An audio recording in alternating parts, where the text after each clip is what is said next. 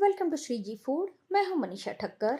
आज हम गर्मियों के लिए खास कोल्ड कोको घर पर किस तरह से बनाना है वो देखेंगे। तो चलिए इसे बनाना शुरू करते हैं। सबसे पहले हम एक बर्तन में 500 ml दूध लेकर उसे गर्म करने के लिए रखना है।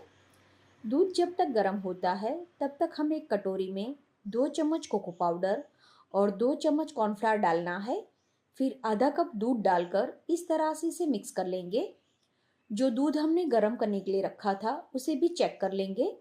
तो दूध जब इस तरह से गर्म हो जाए उसके बाद जो स्लरी हमने बनाई है वो डालते जाएंगे और इस तरह से इसे चलाते जाएंगे ताकि इसमें बिल्कुल भी गुठलियां ना बने। ये स्लरी डालने के बाद हमें दूध को 2 मिनट के लिए उबालना है।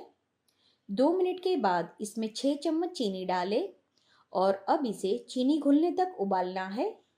चीनी घुल जाए उसके बाद इसमें 75 ग्राम जितनी कट की हुई डार्क चॉकलेट डालेंगे।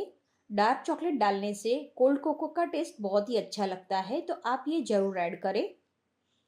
तो अब हम इसे चॉकलेट डालने के बाद अराउंड 1 से 1.5 मिनट तक उबाल लेंगे ताकि जो चॉकलेट हमने इसमें डाली है वो अच्छी तरह से इसमें मिक्स हो जाएगी। गैस बंद करके इस बर्तन को नीचे उतार ले। अब कोल्ड कोको को तुरंत ही सर्व करने के लिए जो भी सर्विंग ग्लास लिया हो उसमें बर्फ डालना है। तो 3/4 ग्लास हमें बर्फ से भर देना है। फिर बनाया हुआ कोको इसमें डालेंगे। फिर एक स्टील का ग्लास लेना है और इस तरह से इसे ट्रांसफर करते जाना है।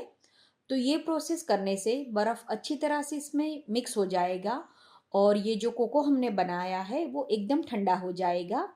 तो अभी जो मेजरमेंट लिया उससे आप 4 से 5 लोगों को सर्व कर सको उतना कोल्ड कोको बनकर रेडी होता है।